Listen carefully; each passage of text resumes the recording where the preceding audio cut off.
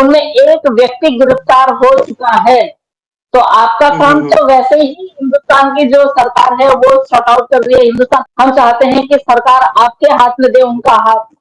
हम तो कभी भी नहीं चाहेंगे कि ऐसी बेगैरत माँ के हाथ में दे जो माँ अपने बच्चों की आइडेंटिटी ही छुपा दे, बच्चों की जिंदगी खराब ना हो, वो बच्चे आपको मिले। हैदर भाई के बच्चे हैं, उनके नाम के पीछे हमेशा हैदर लगेगा, वो हैदर के नाम से जाने जाएंगे। तो मैं ये क्वेश्चन भी पूछना चाहती हूँ कि क्या रोशन अजीम साहब जी का रास्ता क्या हिंदुस्तान में सीमा हैदर से हो रहा है? अगर सीमा हैदर से हो रहा है तो उसके तरफ से क्या बयान आए हैं? आपने ऐसा क्या देखा उसमें कि आपने बिना हैदर को पूछे आपने एक बयान जारी किया कि हाँ, अभी हैदर उसको रखने वाला है, जबकि हैदर भाई हर लाइव में हर इंटरव्यू में उसको अभी तक गाली देते हैं। उनको सिर्फ आप अपने 4 बच्चों से मतलब है। वो सीमा कहीं भी जाए, कहीं भी मरे, कहीं भी किसी के साथ भी जाए, उनको कोई फर्क नहीं पड़ता है। वो कह रहे मुझे वो औरत चाहिए ही नहीं। और उसके बाद वो 1 हफ्ता वहां लप्पू के साथ वहां रही, 6 महीने उसको यहाँ लप्पू के साथ में यहाँ पे रहते रहते हो गए हैं। और पता नहीं वो रातों को कहाँ कहाँ जाती है, वो भी वो सब बोल रहे थे। तो वो कह रहे थे मैं कैसे उस बेगैरत औरत को अपने साथ रखूं, मेरे को तो मेरे बच्चों की वो है फिक्र है। तो अजीम साहब आपसे बोलूंगी कि आपने अपनी तरफ से बयान दिया कि अभी हैदर बोल रहा है कि मैं बच्चों के साथ में और जो सीमा हैदर है प्रेग्नेंट की हालत में उसको एक्सेप्ट करने के लिए तैयार हूँ। तो अभी तक हमने इतने दिन हो गए आपका बयान आए हुए, हमने अभी तक नहीं सुना हैदर भाई के मुंह से कि हैदर भाई ने ये बोला है कहीं। हैदर भाई को एक बार दोबारा से आपके चैनल दोबारा दोबारा से मैं वो देना चाहूंगी कि प्लीज हैदर भाई आप काम डाउन हो जाइए। आप आराम से काम कीजिए। यहाँ से साक्षी जी आपके लिए काम कर रहे हैं। साक्षी जी के साथ में और भी बड़े बड़े लोग हैं और आपका काम होगा। एटीएस अपनी जांच दोबारा से शुरू कर दिए हैं। अब आप ये लगा लीजिए कि जो 700 एसएमएस मिले हैं उनमें एक व्यक्ति गिरफ्तार हो चुका है। तो आपका काम तो वैसे ही हिंदुस्तान की जो सरकार है वो सॉर्ट आउट कर रही है। हिंदुस्तान एटीएस सॉर्ट आउट कर रही है। आपको तो हम कब से बोल रहे हैं कि मोस्ट वेलकम, आप इंडिया आइए, आपको किस बात का डर है? इंडिया में आपकी सारी बहनें बैठी हुई हैं। जैसे आपके हैं वो 4 बच्चे, उन बच्चों को हम आपके हवाले सौंपना चाहते हैं। हम चाहते हैं कि सरकार आपके हाथ में दे उनका हाथ। हम तो कभी भी नहीं चाहेंगे कि ऐसी बेगैरत माँ के हाथ में दे जो माँ अपने बच्चों की आइडेंटिटी ही छुपा दे। वो मूल बच्चों की आइडेंटिटी ही खत्म कर दी उसने। आप पहले वो हैदर भाई के नाम से जाने जाते थे, आज तो वो सचिन लप्पू के नाम से जाने जा रहे हैं। कल को अगर इसको यहाँ से सचिन को छोड़ के जाना होगा तो पता नहीं वो कौन सी जगह जाएगी, कौन से कास्ट में जाएगी। फिर वो वहां बोलेगी कि ये तुम्हारा पापा है, उस कास्ट में गिने जाएंगे। तो उन बच्चों की जिंदगी खराब ना हो, वो बच्चे आपको मिले। हैदर भाई के बच्चे हैं, उनके नाम के पीछे हमेशा हैदर लगेगा, वो हैदर के नाम से जाने जाएंगे। तो आपको भी थोड़ा सा पोलाइटली काम करना पड़ेगा। और आप जिस तरह से किसी के भी चैनल पे, एक दिन मैंने आपके चैनल पे सुना था कि वो गाली दे रहे थे, तो इस तरह की गाली एक महिला को बिल्कुल भी आप अपना मुंह खराब मत करिए। चाहे कुछ भी है, वो आपकी वाइफ थी। एक महिला के मुंह से गाली आए तो कोई बात नहीं है, एक पुरुष के मुंह से जब गाली आती है तो वो बहुत गलत साउंड करती है। तो मैं हैदर भाई, आप हमारे भाई हैं, आप जब भी हिंदुस्तान आएंगे आप हमारे मेहमान रहेंगे, आपको पूरी सिक्योरिटी मिलेगी। आप हिंदुस्तान के सरकार के अंडर में रहेंगे। ये भी नहीं कि आपको छोड़ दिया और बस पुलिस वाले आपका रहना खाना पीना आपकी व्यवस्था जो है हिंदुस्तान की सरकार करेगी। आप ये सब छोड़ दीजिए और आपको डरने की जरूरत नहीं है। आप अपने बच्चे लेने आए हैं, किसी का किडनैप करने नहीं आ रहे हैं। आप तारों के नीचे से नहीं आ रहे हैं। आप सीमा की तरह भगोड़े बन के नहीं आ रहे। आप वीजा लगा के आएंगे। तो उसके लिए जब आप वीजा लगा के आएंगे तो आपको पहले पाकिस्तान आना पड़ेगा। पाकिस्तान आपके आपको वीजा लगाना पड़ेगा। आपको पता है वीजा लगाने में कितना टाइम लगता है। तो आप लेट ना करें, देर ना करें और आप जल्दी आए। जितना आप जल्दी आएंगे उतना कार्रवाई जल्दी होगी। जी सर, एक इंटरव्यू आया था, आपने भी देखा होगा सीमा का। वो जो है यानी फिर दोबारा मतलब ये हैदर पर जो है आरोप लगाना शुरू कर दिया उसने। एक तो ये बोल रहा है 1.5-2 लाख रुपए में यानी वहां लड़कियां बेच दे, आपने भी देखा होगा शायद वो।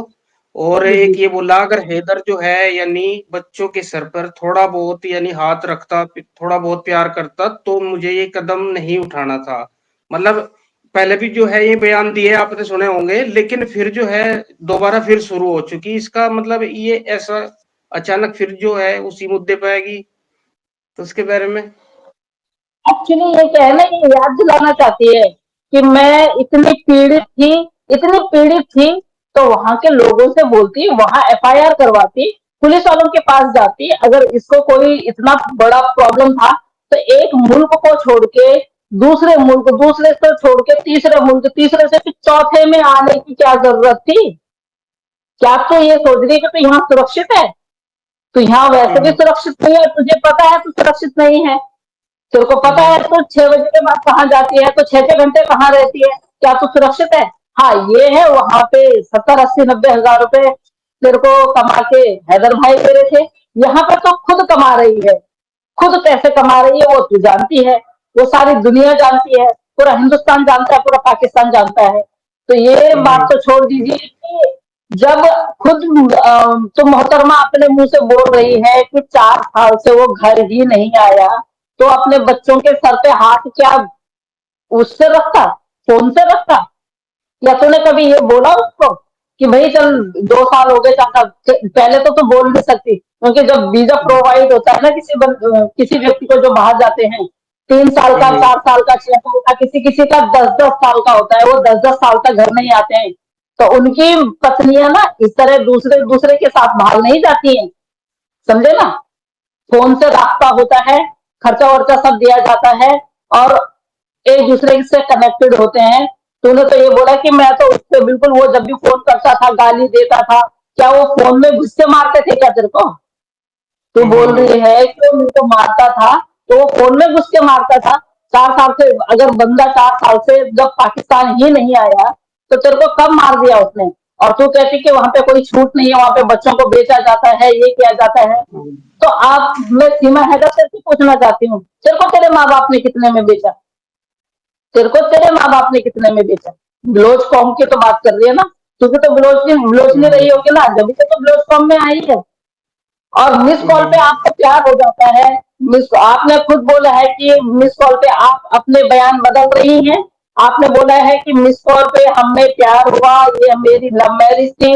अब आप चाहे कुछ भी बोलो, जो आप पहले एक बार बोल चुके हैं, पुरानी वीडियो मंगा जाएंगी, तो आप पहले बोल चुके हम्म हैं कि मिस कॉल पे हैदर से प्यार हुआ। आपने हैदर से शादी करने के लिए बोला, आपने बोला अपनी पहली वाइफ को तलाक दे।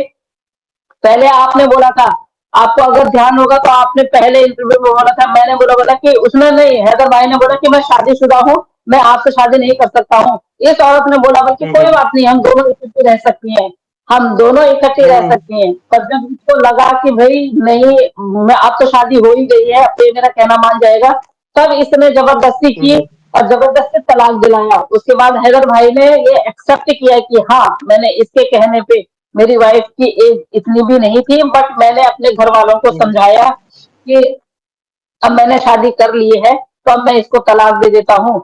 तो तलाक देने के बाद उनकी जो पहली वाइफ है उसने मूव ऑन कर लिया है, बच्चे दादा दादी के पास हैं, लड़का हमने भी देखा है, लड़की नहीं दिखी हमें, बट लड़की भी दादा दादी के पास हम्म है, जहां तक हमारे पास खबर आई है। वो कोई बेची बुची कुछ नहीं हम्म गई है। अब इनके में जो भी होता होगा, जैसे निकाह होता है, जो भी होता है, छोटी उम्र में निकाह कर लेते हैं, तो उसके बाद बाद में भेजते हैं, मे भी ऐसा हो सकता है। पर जहां तक बेचने की बात आई, तो वो बात हमारे पास नहीं आई, ये इसी ने बोला है। और इसने ये भी बोला है कि मैं अपनी बच्चियों को लेके हिंदुस्तान में इसीलिए आई हूँ। सिर्फ वो हिंदुस्तान ही रह गया था? तेरे को हिंदुस्तान के बारे में क्या पता है कि भाई तेरी बच्चियों की सेफ्टी हिंदुस्तान में ही रही होगी? कल को अगर तू चली गई इधर उधर, और तेरी बेटियां बड़ी हो गई, और नप्पू का ही वो खराब हो गया, ईमान खराब हो गया तेरी बच्चियों पे, तो तब क्या करेगी तू? हम्म तब किससे बचाएगी तू? लप्पू उनका वैसे तो बाप है नहीं, फिजिकली तो उनका बाप है नहीं। अगर तेरी बच्ची कल को बड़ी हो जाती है, तो ये पाप किस पे जाएगा? ये तुझ पे जाएगा ना, कि तू उसके भरोसे उन बच्चियों को छोड़ के जा रही है। तो बहुत सारी ऐसी बातें हैं मैडम, जो पहले, जब, हाँ, पहले जो तुम बोल चुकी है और अब मुकर रही है। अब दोबारा अगर तुम उन बातों को लेके आ रही है ना, तो पता इंडिया में क्या होता है, इंडिया में एक तरफ तेरी वो पहले वाली जो डिबेट है वो चलाई जाएगी, दूसरी तरफ अब वाली चलाई जाएगी, और कौन सी सच है कौन सी झूठ है उसमें तो फंस जाएगी। एटीएस की जांच आ रही, बिल्कुल। वैसे भी फंसी हुई है, एटीएस की जांच आ रही है, चिंता मत करना, जेल तो है तेरे लिए, डिपोर्ट तो है, जेल तो है।